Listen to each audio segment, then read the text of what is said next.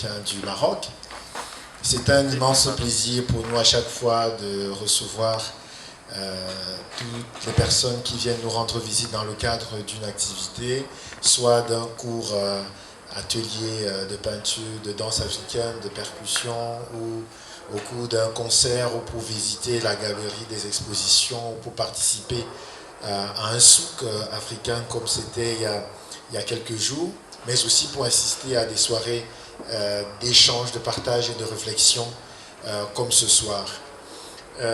Le rendez-vous de ce soir s'inscrit dans un grand cycle qui s'appelle les Cafés Sahara. Les Cafés Sahara est un projet que le Centre culturel africain du Maroc a initié depuis 2015 dans le but de à la fois réfléchir sur tout ce qui est relation culturelle et dynamique des peuples entre le nord et le sud de l'Afrique, en considérant le Sahara comme étant un trait d'union justement entre ces deux parties du continent, et aussi pour participer à l'intégration des Africains originaires du sud du Sahara au sein du Maroc, pays au nord du Sahara. Et parmi les thématiques que nous abordons différentes thématiques qui sont inscrites à l'ordre de notre programme annuel. Et ce programme annuel lui-même, il est divisé en 12 points, 12 mois, et chacun des mois aborde une orientation, une thématique particulière. Le mois d'avril, au Centre culturel africain du Maroc, est consacré à la botanique et aux plantes naturelles en Afrique. Et cette année, nous avons voulu, pendant ce mois d'avril, nous attarder sur la place de la médecine par les plantes en Afrique et dans le monde.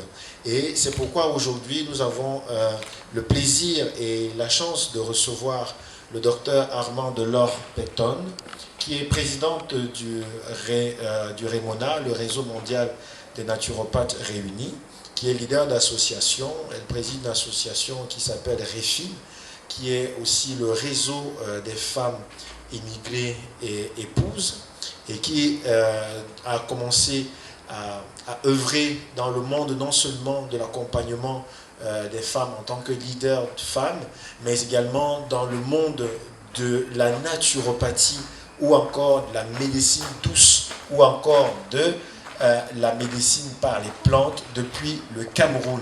Donc elle a exercé au Cameroun, elle a exercé au Nigeria, elle a exercé en Algérie, et elle exerce actuellement au Maroc. C'est en s'appuyant sur son expérience, sur son parcours, sur ce qu'elle a non seulement eu à rencontrer comme action et comme difficulté, et comment elle a pu initier des voies de solution dans l'exercice de ses fonctions, parce qu'elle-même, elle est pratiquante de la médecine par les plantes, mais aussi en tant que leader d'un réseau de pratiquants qui participent justement à valoriser cette pratique-là. Donc notre rencontre ce soir va se dérouler en 2 temps. Dans un premier temps, nous allons laissé toute la place au docteur Armand Delors-Peyton, qui va nous présenter un exposé. Et ensuite, nous allons avoir un moment d'échange avec le public. Mesdames, Mesdemoiselles et Messieurs, je voudrais, avant de laisser la place au docteur, vous demander, s'il vous plaît, de l'acclamer pour son arrivée ici.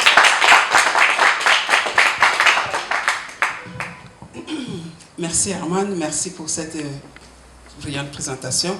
Alors, comme Herman vient de dire, je suis Dr Armand Peyton, je suis naturothérapeute depuis plusieurs années. J'ai créé mon premier cabinet depuis 2003. Alors, le réseau mondial, je vais un peu vous parler du réseau mondial de naturopathes réunis. En fait, c'est un réseau qui réunit plusieurs médecins naturothérapeutes, et que chaque médecin naturothérapeute vient avec ses compétences. Du coup, au sein du réseau, nous avons la possibilité de guérir et de soigner plusieurs maladies. C'est ça la force du réseau. Aujourd'hui, particulièrement, nous allons parler de la phytothérapie particulièrement, parce qu'en tant que naturothérapeute, c'est les soins, il y a plusieurs méthodes de façon naturelle, mais particulièrement aujourd'hui, nous parlons de la phytothérapie. qui est qui est aujourd'hui considérée comme une médecine à base de plantes naturelles. Alors, c'est quoi la phytothérapie? C'est l'emploi des plantes médicinales à base, que ce soit sous forme de poudre, que sous forme de gélules ou sous forme d'infusion, pour pouvoir soigner et guérir des maladies. C'est aussi la meilleure approche pour nous pour prévenir aussi certaines de nos maladies. La plante constitue une réponse de choix pour fournir de façon naturelle à l'organisme des substances nécessaires pour maintenir son équilibre vital. À travers les siècles et les continents, les hommes ont acquis des connaissances sur les plantes et des propriétés thérapeutiques. Donc du coup, la médecine traditionnelle, qu'elle soit chinoise, qu'elle soit indienne, sud-américaine, africaine, sont riches d'une expérience accumulée depuis le temps les plus anciens. Aujourd'hui, l'efficacité de la médecine par les plantes est reconnue et démontrée scientifiquement. Ses bienfaits incontestables pour notre santé, sa dimension naturelle, ont permis à la phytothérapie d'ancrer dans notre vie quotidienne. Son histoire, les fruits, les racines, les plantes, les autres substances naturelles ont aujourd'hui été connues pour leurs propriétés nutritives, mais aussi pour leurs vertus curatives. Le premier texte connu sur la médecine par les plantes est gravé sur une tablette d'argile rédigée par les Sumériens en caractère cunéiforme 3000 ans avant Jésus-Christ. Ils utilisaient les plantes telles que les myrrhes, le chanvre, le thym, le saule en décoction filtrée pour pouvoir soigner leurs maladies. Les papyrus hébers au XVe siècle avant Jésus-Christ est le premier recueil connu consacré aux plantes médicinales, de loin le plus volumineux de l'Égypte ancien, 110 pages. Il fait référence à plus anciens documents citant des dizaines de plantes accompagnées d'un mode d'utilisation. Durant des milliers d'années, la phytothérapie a constitué la principale source de remèdes contre de nombreuses maladies. Aujourd'hui, il est abondamment utilisé avec succès dans le monde par des millions d'êtres humains pour qui la médecine occidentale reste en grande partie inaccessible. Dans les pays développés, avec l'avènement de la chimie moderne vers la fin du XVe siècle et la découverte de nombreux médicaments considérés comme miraculeux en ce qui concerne les antibiotiques, la phytothérapie a été reléguée au second plan, comme des remèdes dits aujourd'hui remèdes de grand-mère ou aux vertus incertaines. Mais cette mise à l'écart n'a duré qu'un temps. Les effets secondaires néfastes de la plupart des médicaments de synthèse se sont vite révélés et on a recommencé à s'intéresser aux plantes. De nos jours, le progrès de l'identification des principes actifs, la découverte des nouvelles propriétés pharmacologiques et l'absence générale d'effets secondaires des médicaments à base de plantes ont contribué à faire de la phytothérapie une médecine à part entière. Les progrès scientifiques, techniques réalisés ces dernières années dans le domaine de l'agronomie, la chimie végétale et la pharmacologie ont permis de mettre au point des formes de thérapie et galéniques encore plus sûres, plus adaptées et toujours plus efficaces. Le XXIe siècle est marqué par l'émergence d'une nouvelle phytothérapie qui réconcilie les traditions séculaires, les preuves d'une efficacité scientifique, une haute technicité garante de la qualité et la sécurité des produits, ainsi que le respect du végétal, c'est-à-dire la technique de cryo-broyage. Cette technique qui permet de transformer les plantes en poudre tout en préservant l'ensemble de leurs composants. Alors, phytothérapie comme science. Dans les années 1980, le ministère de la Santé dans la plupart des pays africains a reconnu officiellement la phytothérapie comme une médecine à part entière en attribuant le statut de médicament à certaines plantes. Cette décision a été prise non seulement sur la base de leur réputation traditionnelle, mais aussi suite aux nombreuses études cliniques qui ont fourni la preuve incontestable de leur efficacité. On oppose souvent malencontreusement les médicaments classiques, c'est-à-dire chimiques, à la phytothérapie. Il y a pourtant une place pour ces médecines, pour ces deux médecines dans l'arsenal thérapeutique, car elles sont complémentaires, les meilleures de la nature. L'efficacité d'un traitement de phytothérapie repose surtout sur le choix des plantes qui le composent. Aussi, la qualité des plantes est-elle essentielle. Cette qualité s'obtient par une sélection rigoureuse de l'espèce, de la partie active de la plante, quelle que soit la racine, le sommet, les fleurs, les tiges, les feuilles ou les fruits, en veillant aux bonnes conditions de culture, c'est-à-dire exposition au soleil, le sol, le climat, et des périodes adéquates pour la cueillette. Ensuite, les plantes doivent être contrôlées par de nombreuses analyses garantissant leur innocuité, c'est-à-dire les recherches des bactéries et vérification d'absence, vérification des pesticides s'il y en a, mais aussi leur teneur en principe actif. Nous allons citer quelques exemples de médicaments et plantes. Le saviez-vous? Plus d'une centaine de grands médicaments viennent des plantes. Par exemple, la morphine et la codéine. Ces deux antalgiques majeurs sont extraits de l'opium, sucre du pavot blanc. L'aspirine, qui provient du sol blanc. La quinine, qui est un antimalarique universel, qui provient du quinquina. Le taxorès et la vincristine, médicaments anticancéreux, qui provient de l'if de la pervenche de Madagascar. La digitale fournit la digitaline, cardiotonique indispensable.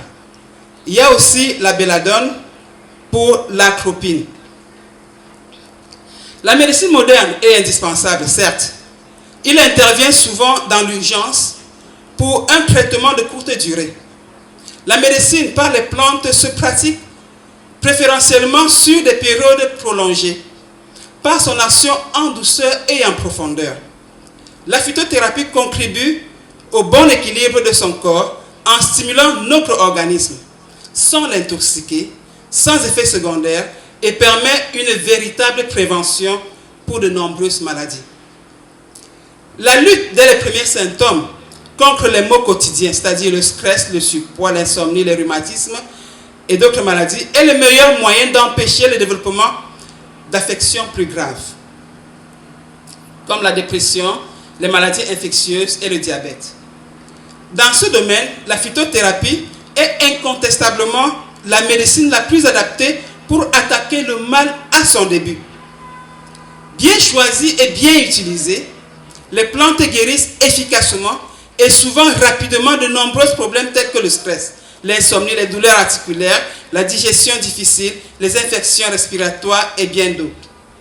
De plus, la multiplicité des plantes et de nombreux domaines d'indication permettent une adaptation aux problèmes spécifiques de la personne traitée. Il y a une synergie d'action. Les médicaments chimiques est composé généralement d'un seul constituant actif, c'est-à-dire une seule catégorie de molécules. Par exemple, prendre de l'aspirine, c'est absorber la molécule d'acide acétylcyclique et rien d'autre. Dans la plante, prenons le cas de l'écorce de sol, qui est justement l'origine de l'aspirine. Il y a un grand nombre de composés différents qui octroient chacun un rôle à jouer.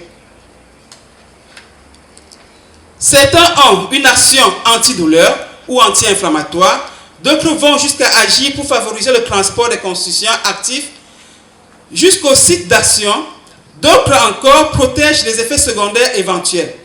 En réalité, la plante porte en elle toute la complexité du vivant.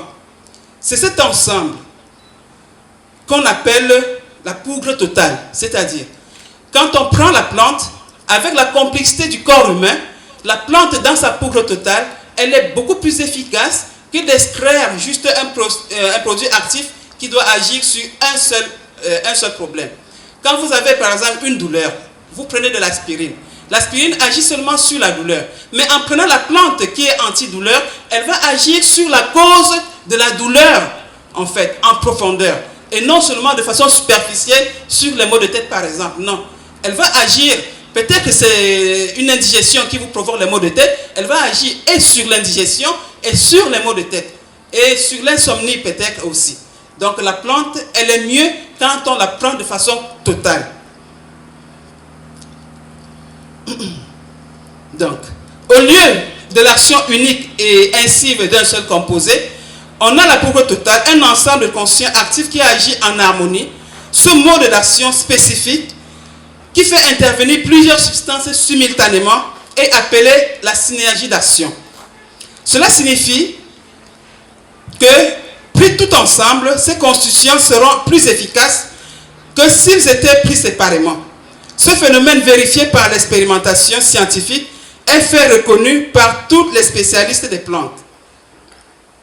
Cette synergie qui existe à l'intérieur d'une même plante peut encore être améliorée et renforcée par l'action concertée de plusieurs plantes. C'est l'une des pratiques les plus anciennes de la phytothérapie, celle de l'art de mélanger les plantes. Donc, quand on a, pour celles qui pratiquent, qui ont la connaissance de pouvoir mélanger les plantes, c'est encore plus efficace. La caractéristique, on va citer quelques indications. Une caractéristique principale des plantes est la grande diversité des utilisations thérapeutiques que l'on peut en faire face. Chacune d'elles, ou presque, trouve des domaines d'application parfois très différentes. La grande richesse en composants dans une même plante explique ce phénomène. Il arrive également, très souvent, que la partie différente d'une même plante agit sur des problèmes spécifiques. C'est le cas de l'ortie, dont la partie aérienne soigne la peau et les cheveux, alors que la racine agit sur les troubles de la prostate.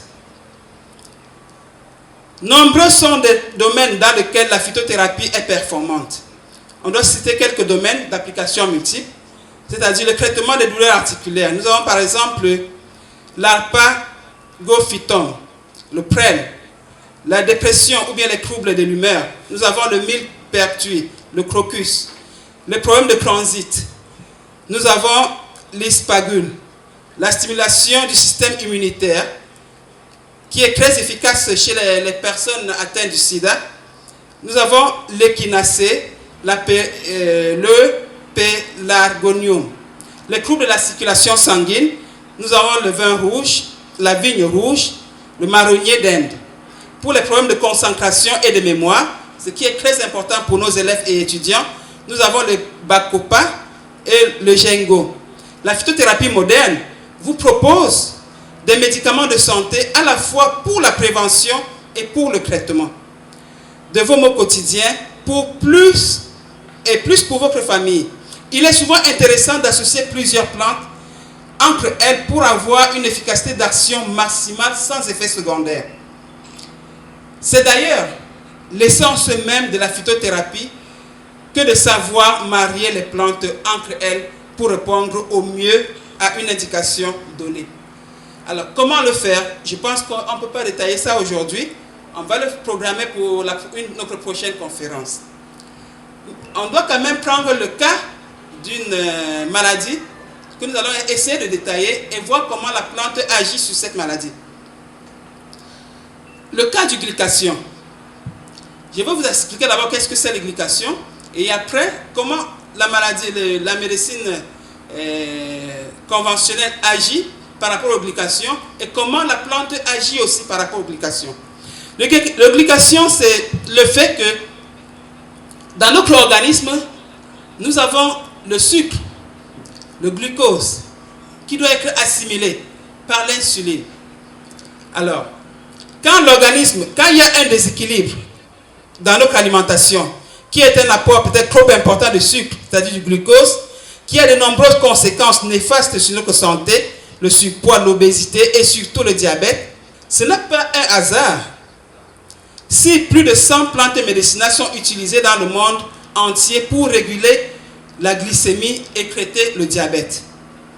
Le glycagon des protéines est provoqué par une présence chronique et en trop forte concentration de sucre dans le sang, comme c'est le cas chez les diabétiques.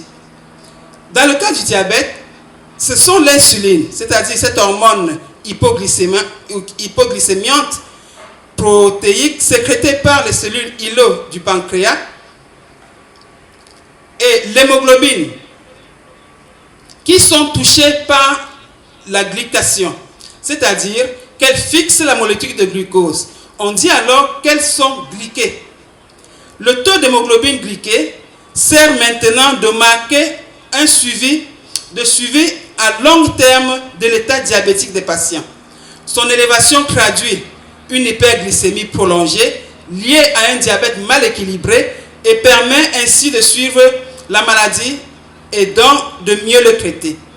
Il en est de même pour l'insuline qui, fixant 6 molécules de glucose, devient anormale et ne peut plus jouer son rôle dans la régulation et l'utilisation du glucose par l'organisme. Cette insuline glyquée anormale, voire réduire son activité biologique, aggrave encore plus le déséquilibre glycémique du diabétique et provoque ainsi la glycation dans l'ensemble des autres protéines de l'organisme. C'est pour cela que vous allez constater que les malades qui souffrent du diabète, la glycation doit agir sur les reins. Donc, il y aura des problèmes d'insuffisance rénale, il y aura des problèmes de la rétinopathie diabétique et de la cataracte, sans oublier l'artériosclérose, qui sont hautement dangereux pour l'organisme. Tous les jours, nous assistons sans nous douter à de très nombreuses réactions qu'on appelle souvent réaction de Maillard, qui est découverte en 2012 par le chimiste français Louis-Camille Maillard. C'est une réaction chimique où le sucre se combine à des protéines. Depuis le gruyère rôti jusqu'au bon goût du pain cuit. La réaction de Maillard est en fait présente dans presque toutes les préparations culinaires. Cette réaction est également bien connue dans le monde médical sous le nom de glycation non enzymatique des protéines. Elle correspond en effet à la fixation des molécules de glucose sur les protéines de l'organisme. Récemment a été faite une découverte très importante. Ça, on va voir la réponse des plantes. S'appuyant sur les études cliniques et des travaux chinois, japonais, américains et africains, elle concerne des polyphénols, plus particulièrement la flavonoïde.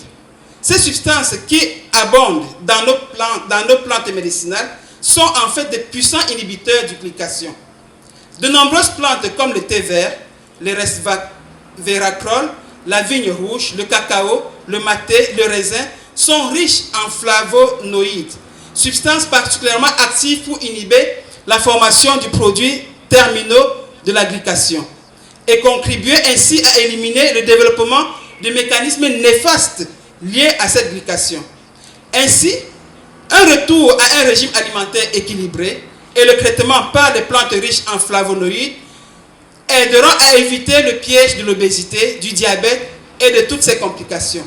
C'est une piste très prometteuse pour les années à venir dans la lutte contre le vieillissement des tissus et la prévention de nombreuses autres maladies, bien sûr en dehors du diabète. En résumé, nous allons parler des plantes médicinales par rapport à l'ère préhistorique. Les découvertes archéologiques montrent que l'homme du Néandertal utilisait il y a 30 000 ans déjà des plantes médicinales pour atténuer ses maux. Ainsi, l'achillée, le centauré ou la rose crémière étaient utilisés par nos ancêtres. Cette découverte provient de l'analyse des dents d'une jeune femme néandertalienne. Cette dernière présentait des traces de composés que l'on trouve dans ces plantes. Les plantes médicinales dans la mythologie. Comme explique André Julien Fabre, médecin et historien de la médecine, la nature est en lien étroit avec le divin, et cela dans l'ensemble des civilisations. Cas particulièrement vrai dans l'Antiquité méditerranéenne, d'autant plus longue que l'on aborde le sujet des plantes médicinales. Ainsi, l'Asclépios, fils d'Apollyon, incarnait l'art de guérir. Il apprit tous les pouvoirs de la médecine grâce à ses enseignements de Centaure Chiron. De très nombreuses plantes médicinales lui sont consacrées. Par ailleurs, Achille avait reçu du Centaure Chiron le pouvoir de guérir. Il put ainsi soigner les blessures de Téléphos avec des plantes qui lui restaient consacrées.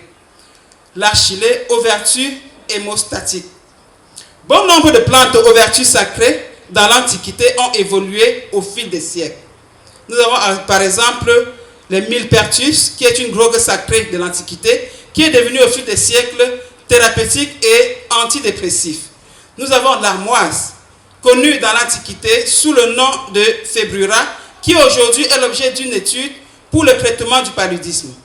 Un grand nombre d'exemples de ce type sont retrouvés dans des travaux du docteur Fabre. Le Moyen-Âge n'échappe pas à la règle quant à l'omniprésence des plantes pour traiter les maux de l'époque. La connaissance des effets thérapeutiques augmente à mesure que l'humanité avance. Ainsi, on retrouve les traces d'utilisation de nombreuses plantes médicinales au cours du Moyen-Âge. Nous avons parlé tout à l'heure du millepertus. Il y a le sauge, dont l'étymologie parle d'elle-même. Salvia, qui veut dire « je sauve », est utilisée pour combattre la fièvre, la dépression. Elle est ainsi particulièrement reconnue pour son aide à la convalescence. Charlemagne recommandait au IXe siècle la culture de 88 plantes médicinales et instaura dans les écoles religieuses l'étude des plantes médicinales. De plus, les moines de l'époque composaient les remèdes des plantes simples. Ils s'inspiraient des travaux réalisés par les intellectuels gréco-romains. En parallèle, ils publiaient dans les rotules dans lesquels il détaillait les méthodes pour cultiver et récolter les plantes médicinales.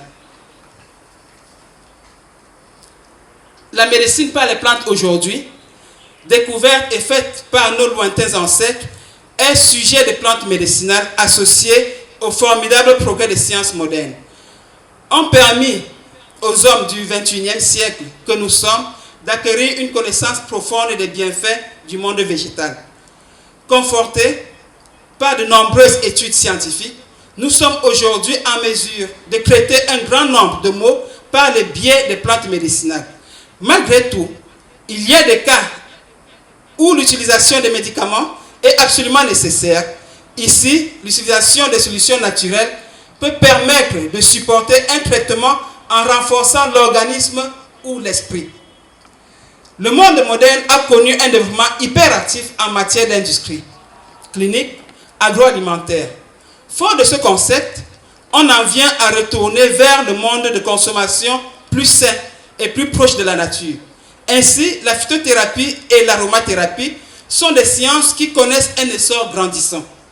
En somme, les plantes médicinales seront utiles bien chez les sportifs, cherchant une méthode naturelle pour préparer physiquement, et à une épreuve que chez une personne souhaitant traiter un mal ou encore un épicurien en quête du bien-être. Sur ce, je vous remercie.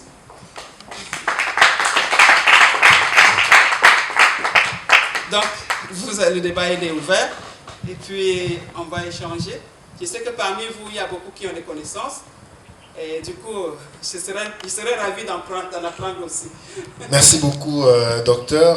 C'était très intéressant de vous écouter. Et après avoir présenté un peu une approche définitionnelle du concept de phytothérapie et de médecine naturelle, le docteur Armande nous a montré comment dans l'histoire de l'Afrique et dans l'histoire du monde, cette pratique a été non seulement à l'origine même des premiers soins prodigués par l'homme pour l'homme. Et ensuite, elle nous a montré comment la phytothérapie et la médecine naturelle étaient aujourd'hui une science reconnue par des autorités, peut-être pas de tous les 250 et plus de pays du monde, mais beaucoup de pays ont déjà, et beaucoup de ministères en charge de la santé ont déjà reconnu de façon légale la pratique de la phytothérapie et de la médecine naturelle comme elle nous a montré. Elle nous a ensuite amené sur quelques exemples et quelques indications de pathologies qu'on pouvait rencontrer dans le corps humain et comment est-ce que la médecine naturelle, la phytothérapie ou la naturopathie permettait de les résoudre. Elle a ensuite donné quelques indications scientifiques en montrant des principes techniques par lesquels les plantes agissent sur ces maladies, en nous montrant justement, en abordant déjà ce qui sera certainement le cas dans les échanges tout à l'heure, une comparaison avec la médecine dite classique, en montrant comment une molécule chimique peut agir sur une maladie et comment la plante qui a fourni cette molécule, elle aussi, elle peut agir sur la maladie. Elle a fait une emphase sur le cas de la glycation, problème contemporain avec le cas du cancer, de la prise de poids et de l'obésité, qu'elle a nommé le problème du siècle, en montrant comment la phytothérapie se présente comme étant la solution la plus efficace pour prévenir les problèmes de glycation. Ensuite, en conclusion, elle nous a amené encore dans la préhistoire en nous faisant voyager non seulement sur la planète, mais également dans le temps, pour nous montrer que non seulement la phytothérapie, la naturopathie, la médecine traditionnelle ne sont pas des concepts nouveaux, ce sont des concepts très anciens, mais l'approche aujourd'hui doit être nouvelle parce que nous sommes une génération d'aujourd'hui et nous avons le devoir, comme elle a si bien dit, de défendre cette science et de la rendre, j'allais dire, publique, de la faire connaître davantage à tout le monde. C'est d'ailleurs ce qui explique la soirée d'aujourd'hui. Ce que moi je retiens particulièrement, c'est une expression. La plante porte en elle toute la complexité du vivant. C'est une expression forte qui aujourd'hui, à mon sens, peut rassembler la problématique autour de la naturopathie, de la phytothérapie ou de la médecine traditionnelle. Et je voudrais commencer déjà par là, Dr Armand. Déjà, on a un problème de terminologie. On ne sait pas, est-ce que quand on parle de phytothérapie, de naturopathie, de médecine traditionnelle, de médecine douce, est-ce que ce sont des synonymes ou ce sont des réalités différentes? Alors, merci Armand pour cette question qui est la bienvenue. Alors, la phytothérapie, la naturothérapie et la médecine douce ou la médecine alternative, comme on a l'habitude d'appeler, c'est pas des synonymes ou presque pas des synonymes. Alors, je vais expliquer. La phytothérapie, c'est une partie de la naturopathie. La naturopathie, c'est celle qu'on appelle la médecine douce. La naturopathie, c'est aussi celle qu'on appelle la médecine alternative. Ça veut dire que quand vous n'avez pas trouvé de solution, ou bien quand vous avez choisi ne pas aller vers la médecine conventionnelle, vous pouvez choisir aller vers la médecine alternative. Donc, il y a ces deux formes de médecine. Soit elle est conventionnelle, c'est-à-dire vous allez dans les hôpitaux normaux, soit elle est alternative. Et c'est cette médecine alternative qu'on appelle aussi médecine douce. Comme pour ceux qui ont bien suivi l'exposé, vous allez voir que la plante, elle agit en profondeur et en douceur. Donc, d'où l'appellation de médecine douce. Et la médecine douce, ça ne se limite pas au niveau de la phytothérapie. Ça engendre beaucoup d'autres formes de pratiques pour soigner, que ce soit les massages, que ce soit l'aromathérapie, que ce soit la psychothérapie. Tout cet ensemble-là forme ce qu'on appelle la médecine douce. Alors la phytothérapie en elle, c'est la thérapie à base des plantes, tout simplement. D'accord, donc on a la naturopathie, et à l'intérieur de la naturopathie, on a différentes branches. Et donc, une de ces branches, c'est la phytothérapie, qui utilise donc les plantes naturelles. Effectivement. D'accord. Je ne sais pas si dans le public, on peut déjà prendre une première série de 3 questions. Oui. Bonsoir, docteur. Moi, je traditionnels, les tradipatriciens du Cameroun, justement, et les plantes qu'ils utilisent, et quelle est leur fonction, etc. Est-ce qu'il y a des découvertes par rapport à... Bon, l'aspirine, nous, on connaît depuis longtemps, mais il y a des tas de choses dans le continent africain qu'on ne connaît pas. Voilà. Le lien entre la naturopathie, phytothérapie et les tradipraticiens, les plantes qu'ils utilisent. Deuxième question. Je peux répondre au fur et à mesure. D'accord, on va répondre au fur et à mesure, d'accord.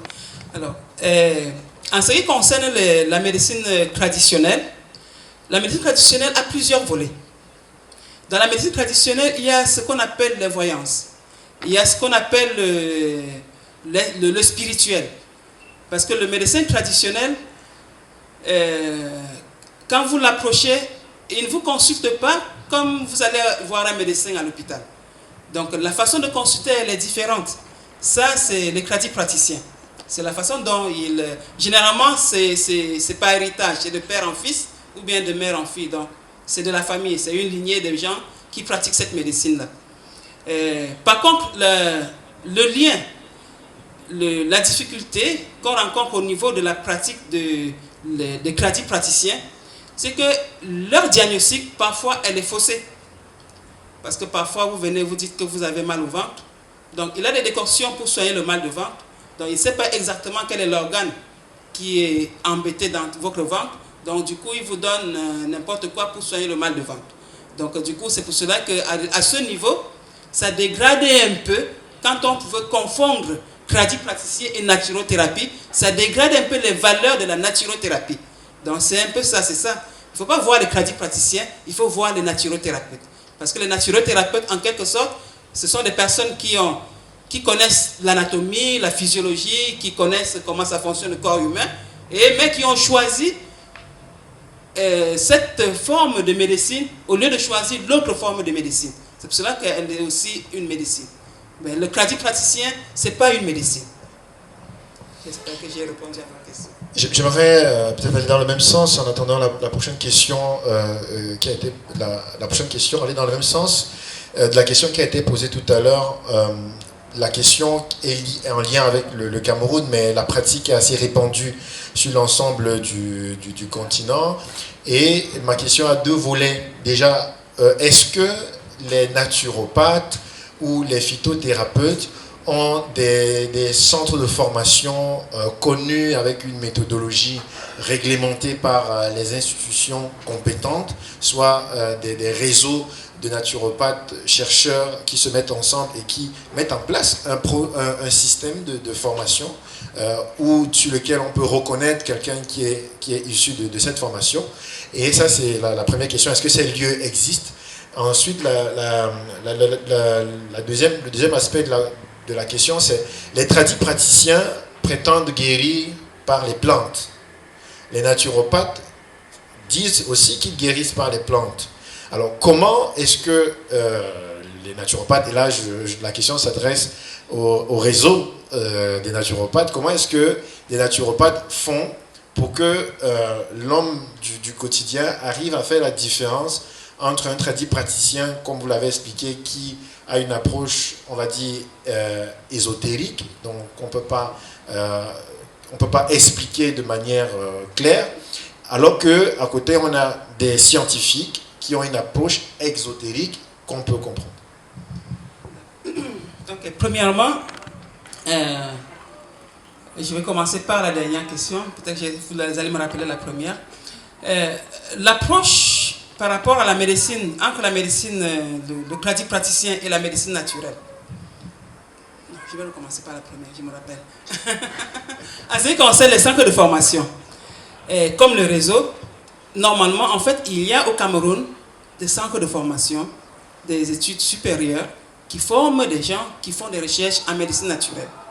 Aujourd'hui, nous avons le CET Cameroun, qui est une société d'études sur les plantes tropicales. Donc là, ils travaillent beaucoup plus avec des plantes tropicales contre des maladies virales. Donc ils ont des spécificités. C'est d'où la force du réseau. En fait, dans le réseau, il y a des médecins naturothérapeutes, mais chaque médecin vient avec ses compétences. Il y a aussi le CRET, médecine douce, qui est un centre de recherche des études liées aux plantes. Donc eux, leur spécificité, c'est beaucoup plus les IST, les maladies infectieuses, sexuellement transmissibles. Donc il y a ces deux-là que je connais au Cameroun. Bien évidemment, il y a le lien entre le CED Cameroun et d'autres instituts universitaires au niveau du Canada. En faisant une formation dans ces centres-là, elle est bien fiable. C'est reconnu par le ministère de la Santé au niveau du Cameroun. Donc, déjà au niveau du ministère du Cameroun, il y a ce qu'on appelle au niveau du ministère l'ordre des médecins naturopathes qui existe au Cameroun. Donc, c'est reconnu au Cameroun. Donc, il y a l'ordre des médecins naturopathes où j'y étais inscrite depuis 2002 à cet ordre. Donc, du coup, c'est quelque chose d'assez connu au niveau du Cameroun. Là, maintenant, on revient à la deuxième question qui parlait de quoi? La deuxième question, c'est, ok, maintenant, on a l'ordre des médecins naturopathes, oui. On a des centres de formation à créer, mais sauf que la population, elle, quand elle est malade, elle veut se soigner. Et quand un malade sort, je sais pas moi, dans les rues de Yaoundé ou de Bamako ou de Lomé, il a une plaque qui lui indique l'hôpital de district, il a une plaque qui lui indique ici il y a un naturopathe, il y a une autre plaque qui lui indique ici il y a un ganga. Oui. Donc comment il fait? Il sait que là-bas, s'il va, on va lui donner des comprimés. J'essaye de rendre les choses basiques. On va lui donner des comprimés. Sauf que les deux autres disent, on va te donner des plantes. Lui, le naturopathe dit, je te donne des plantes, tu seras guéri. Le pharmacien dit, je te donne des comprimés. Le nganga dit, je te donne des plantes, tu seras guéri. Donc, comment lui il fait pour savoir vers qui se tourner? En fait, pour qu'un traitement soit bien fait, il faudrait qu'il y ait un bon diagnostic. Donc, en tant que malade, je me tournerai vers celui qui peut bien poser mon diagnostic et qui connaît les médicaments appropriés pour le diagnostic bien posé. Vers le praticien, généralement, le diagnostic, il est aléatoire. Donc, voilà, ça va de son imagination et puis il joue au tombola, ça peut tomber bien, ça peut ne pas tomber bien. Vers le naturothérapeute, il est scientifique parce qu'il a fait des études liées à la biologie humaine, il a fait des études liées à la naturothérapie, donc il connaît des plantes, il connaît des indications bien précises. Mais là, seulement, il oriente le patient à prendre des plantes, uniquement des plantes. Vers le médecin conventionnel, il pose aussi bien son diagnostic, bien évidemment, mais à la seule différence qu'il vous envoie à la pharmacie, vous procurer des médicaments nécessaires. Donc, je vois, maintenant, l'individu est libre de choisir vers où il doit aller. Il y a des gens qui préfèrent aller vers le nganga, c'est-à-dire les tradipraticiens. Il y a des gens qui refusent catégoriquement que je ne peux pas avaler un comprimé, dont j'aime seulement les plantes. Il y a ceux aussi qui disent que je ne veux pas avaler les plantes, je vais aller vers la médecine conventionnelle. Donc là maintenant, chacun a un choix. Donc chaque personne est libre d'aller vers qui il veut. Non, excusez-moi de vous titiller encore sur cette question. D'accord. Il me semble que la liberté dont nous parlons ici est une liberté qui peut facilement devenir fictive. C'est-à-dire que pour choisir, il faut comprendre, il faut connaître. Vous connaissez. Et peut-être que parmi nos invités, beaucoup connaissent. Moi, je prends le cas de la majeure partie des populations parce que le problème dont nous parlons aujourd'hui, il est fréquent. Dans la préparation de cette conférence, j'ai discuté avec quelques médecins subsahariens qui exercent dans les formations sanitaires ici au Maroc, qui disent que 8 malades sur 10, quand ils viennent à l'hôpital, ils sont déjà passés ailleurs. Donc, c'est une réalité africaine de Tanger jusqu'à Cape Town. Donc, maintenant, la question, c'est est-ce qu'on n'est pas là dans un conflit d'école? C'est-à-dire que la personne qui dit « je vais aller voir le nganga », c'est parce qu'il a été enseigné, on lui a enseigné que cette personne-là, au-delà de te donner une plante, peut agir même sur ton esprit. Donc, on lui a donné cette éducation. Et donc, la question que moi je voudrais poser ici, c'est qu'est-ce que vous faites en tant que médecin naturopathe pour que justement les populations soient éduquées, pour que l'éducation contre ce genre de dérive ne prospère plus? C'est un peu ça le fond de ma question. Parce qu'on est vraiment dans une situation de conflit d'école. La médecine moderne dit, nous, on ne veut pas, il dit par exemple, certains documentaires qu'on peut trouver sur Internet disent, on ne peut pas prendre des plantes comme ça parce qu'on ne connaît pas les dosages. Ça, c'est la médecine dite conventionnelle qui dit non, on ne connaît pas les dosages, ça va abîmer le corps. Mais ce soir, vous dites non, ça agit plutôt en douceur, en profondeur. Et le Nganga dit non, tout ce que vous racontez là, c'est inutile. Moi, je l'ai depuis mes ancêtres. Donc, vous avez appris à l'école, moi, je l'ai pas à l'esprit. Donc, moi, je crois qu'il y a un conflit. Et comment, dans ce conflit, vous positionnez? En fait, dans la règle de l'art, chaque personne est indépendante. Ma position dans cette histoire, si je prends l'exemple d'une plante qui soigne, qui guérit, le moringa. Le moringa, c'est une plante qui guérit plusieurs maladies. Et c'est cultivé au Nord Cameroun. On l'appelle même, quand tu vas dans les plantations au Nord Cameroun, c'est écrit l'arbre de vie. Parce qu'en fait, c'est une plante.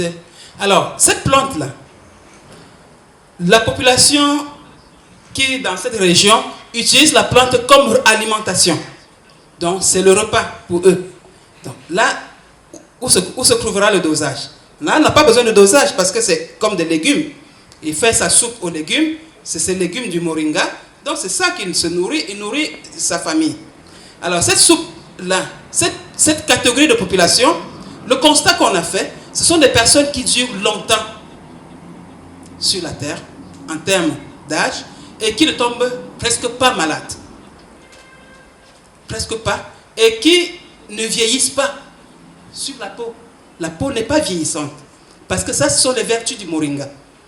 Alors, le conventionnel viendra prendre le moringa, il doit aller prélever un actif du moringa et il va proposer cela à ses patients. Là maintenant, ça dépend maintenant de... Parce que là, il faudrait qu'il y ait une communication autour des plantes et autour de toutes ces médecines, des formes de médecine, pour que chaque population soit avertie de ce qu'il fait et de ce qu'il veut au juste. Vous pouvez choisir aujourd'hui, commencer à vous nourrir uniquement du moringa, vous ne seriez plus malade. Le moringa va soigner en vous, déjà, ça va vous désintoxiquer déjà pour commencer, ça va détruire en vous toutes les petites maladies qui étaient déjà implantées dans vos organes, que ce soit des femmes qui cherchent des enfants, que ce soit des hommes qui ont des problèmes, quel que soit le problème. Le moringa agit en profondeur, elle vous purifie, elle vous soigne. Au Nord Cameroun, ces populations qui se nourrissent de ça, ils vont rarement à l'hôpital, ils vont presque pas. Tu vas rencontrer quelqu'un, il va te dire que si c'est 30 ans, on ne connaît pas qu'est-ce que l'hôpital. Parce qu'il se nourrit bien.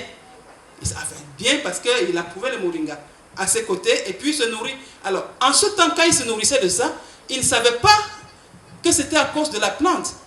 C'est quand les Occidentaux sont arrivés dans cette zone, au sud du Tchad, à N'Djamena et à Kousseri, ils ont constaté que ces femmes-là, on demandait l'âge de la personne et qu'elle disait que non, j'ai 90 ans, mais elle, physiquement, elle ressemblait à quelqu'un qui a 40 ans. On se demande, ils ont commencé à faire des recherches, des études, et ils ont constaté que non, mais quel est leur aliment? La personne ne tombe pas malade. On fait des analyses, elle est bien portante à tous les niveaux. Elle est solide, elle va au champ, elle fait des kilomètres à pied, et elle ne souffre pas. Donc ils ont constaté que c'était l'alimentation. Donc l'alimentation a un effet est très important dans tout ce qui concerne le problème de santé. C'est pour ça que la phytothérapie est liée aussi à l'alimentation. Bien se nourrir. Bien se nourrir, cela va de soi. Alors, il ne faut pas qu'on attende de tomber malade, mais c'est mieux de prévenir. Prévenir en connaissant. Et vous voyez, en ce qui concerne le moringa, on n'a pas besoin de dose. Donc, pour dire que la plante ne nuit pas à la santé. Quand c'est une plante qui guérit, une plante qui soigne, quel que soit le dosage que vous prenez, ça ne peut pas nuire à votre santé, ça va vous soigner. L'excès, vous allez le digérer, tout simplement. question? Oui, une là et ensuite derrière. Le traitement par les plantes semble être très intéressant, mais normalement, il faudrait pouvoir doser quand même le principe actif et l'adapter en fonction de l'âge, du poids. Voilà, parce que là, vous avez donné l'exemple du moringa, et vous avez dit que les excès ne sont pas du tout nuisibles, peut-être en ce qui concerne cette plante, mais pour d'autres plantes, je pense qu'il faudrait quand même pouvoir doser le principe actif. Quelle est votre opinion? Alors, en ce qui concerne l'idée du principe actif vient de la médecine conventionnelle. Je reviens là-dessus. L'idée du principe actif vient de la médecine conventionnelle. Vous allez voir dans mon discours tout à l'heure, je vous ai dit, c'est mieux de prendre la plante dans sa totalité. Il ne faut pas extraire la plante, parce que la plante est comme le corps humain. Vous avez une maladie qui vous a attaqué. Enfin, vous avez mal aux yeux, par exemple. Je prends au hasard. Vous avez mal aux yeux. Alors, vous prenez un principe actif juste pour vous rincer les yeux. Vous voyez 2 jours et puis vous retombez malade. La plante, où est sorti ce principe actif? Vous prenez la plante dans sa globalité et vous la consommez. La plante va dans votre corps. Elle connaît où se trouve le problème qui est à l'origine de vos problèmes des yeux. Et elle va là-bas. D'autres principes actifs qu'on n'a pas extraits. Parce qu'il y a plusieurs principes actifs, mais on a juste extrait ce qui vous fait rincer les yeux, mais ce n'est pas suffisant. Dans la plante, tous les autres principes actifs qui ne sont pas extraits vont aller dans votre organisme et agir sur différents organes. Là, je le vis au quotidien quand je reçois des patients. Quand je reçois un patient qui vient me dire, par exemple, que c'est banal, hein, j'ai une faiblesse sexuelle.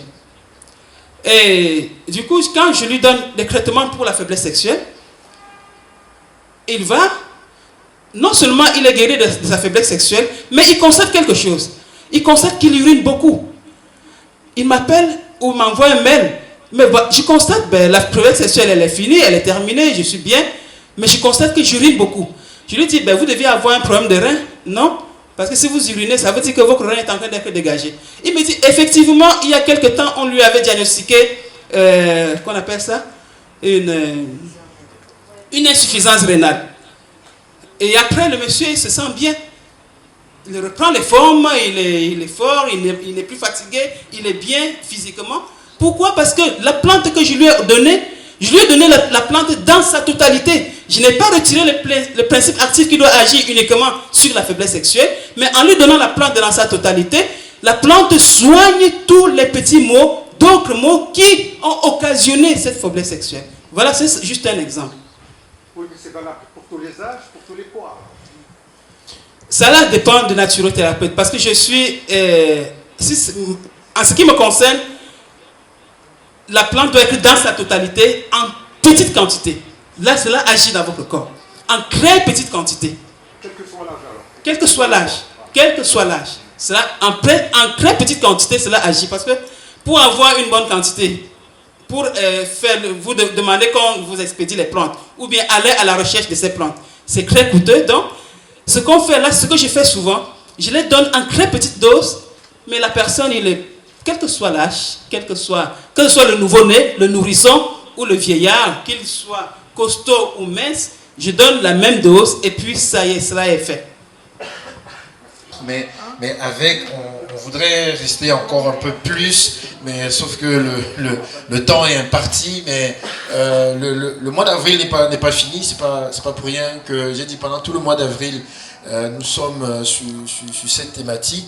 Et je voudrais particulièrement remercier le docteur Armand qui a accepté de venir partager son expérience et ses connaissances avec nous. Remercier également tout le monde qui a accepté notre invitation pour venir participer à ce café débat et donner chacun son avis. Il me semble, et je le sens, qu'il est nécessaire de réfléchir à quelque chose d'un peu plus large autour de cette question qui mettra justement autour d'une table et les dépositaires de la médecine, on va dire, conventionnelle et justement des dépositaires de la médecine naturelle, et peut-être aussi d'autres acteurs comme les personnes en charge justement des médias, justement, pour faire aussi avancer la communication autour de la thématique, et surtout ne pas oublier que l'Afrique est non seulement le berceau de l'humanité, parce que selon les études les plus avancées en archéologie, l'homme aurait commencé à migrer à partir du continent africain, mais l'Afrique est aussi le berceau de l'humanité, parce que ce que les autres continents semblent avoir perdu, heureusement, sur le continent africain, il y a encore des fortes survivances. J'aime bien l'expression forte survivance, forte parce qu'elles n'ont pas perdu de leur puissance, elles n'ont pas perdu de leur superbe, mais survivance parce que justement elles sont étouffées par ce marché, par ce capitalisme qui veut tout vendre. Notre sœur ici a rappelé ce scandale de la dissection du corps humain en corps de métier, et où pour chaque partie de l'œil on a un corps de métier, et qui fait aujourd'hui que le corps humain devient alors un marché ou des parts de marché. Et j'aimerais aussi rappeler cette phrase forte que vous avez donnée d'entrée de jeu: la plante porte en elle la complexité de la vie. Et en vous écoutant, vous avez insisté aussi sur le fait que le corps humain est intelligent, la plante est intelligente, le corps humain est naturel, la plante est naturelle, et la médecine conventionnelle, semble-t-il, l'homme veut réfléchir à la place de la nature, alors que dans la médecine naturelle, l'homme laisse les deux natures réfléchir entre elles. À méditer, chers invités, nous vous donnons rendez-vous pour d'autres rendez-vous, mais avant de partir, j'aimerais donner la parole à M.